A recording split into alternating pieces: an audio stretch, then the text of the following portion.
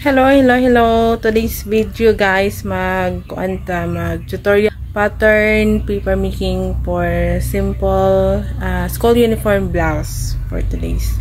Mag-pattern lang ta tapos magtabas. First, kung ano tong measurement, ang iyang total length gikan sa abaga kadung sa iyang hips. Then ang abaga, tapos abaga to bukton. Then ang iyang round sa bukton, tapos ang armhole. Sunod ang dughan, tas waistline, then ang iyang liog. Ang kailangan na to, pattern paper, measurement, mga ruler, eskwala. Atong i-write down ang iyang measurement. Kanang 13, divided by 2 na to siya, din mabutang tag 3/4 ng allowance sa pattern paper. 13 divided by 2 is 6.5, maglagda ta dira upat ka 6.5 na. Tapos atong idugtong. Pag gumana itong dugtong, magbuhat na po tag 6.5 na lagda, tapos atong ibadlisan. Tapos, kana siya, size na siya sa abaga niya. I-roller na po nato, tapos magbuhat tag curve line para sa iyang liog. Tapos, i-cut nato na siya.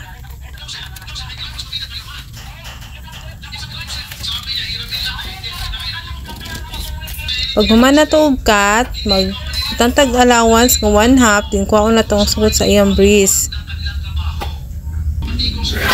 Tapos line, magdungag tag 1/2 para sa allowance sa ilukan. So magbuhat na po tag curve line. Idugtong nato ang sa taas, tapos katong sa baba para sa curve line niya sa iyang ilok.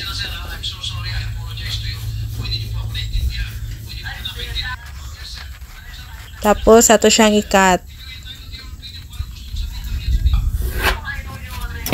Pag guman na to cut, magbuhat tag line dira para makuha nato ning isa nga part.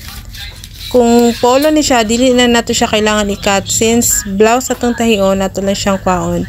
Then kanina part is ang total length sa blouse. Magbutang taog 1/2 allowance para sa tahi. Then ato na lang isumpay itong sa iyang ilok to sa iyang total length.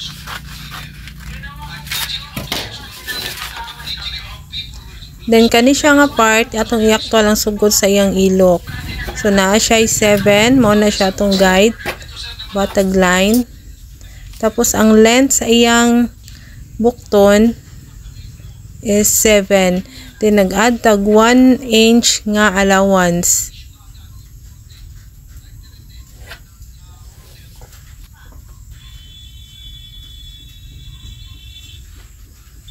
Yan. Ato na siyang idugtong, tapos muna siyang iyang allowance. Magbuhat tag curve line. Kaya kung dili mo siya i-curve, mahimo siyang lukot-lukot. Dito na tayo pattern. Na tong tabas ang front part. So mag-fold ka dire para sa iyahang allowance sa botones unya.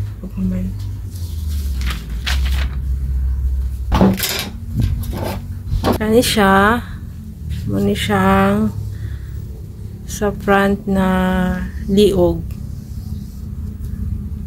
So, i-trace na siya na to.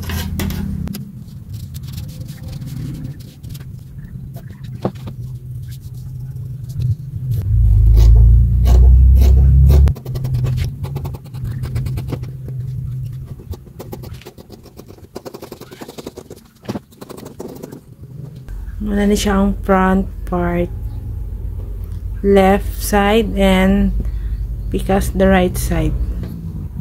Set aside sa nato siya. Next part is ang back part. Okay. Kani siya, muna siya ang sa back part nga liog. So, muna siya itong i-trace.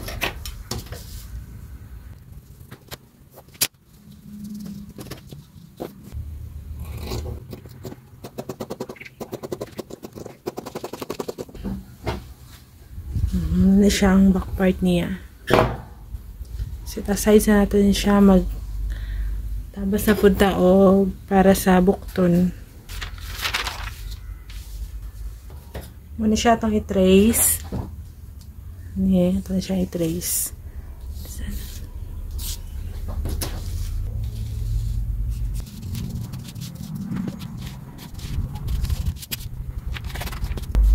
Tadan!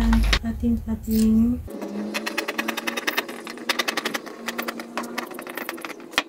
Okay.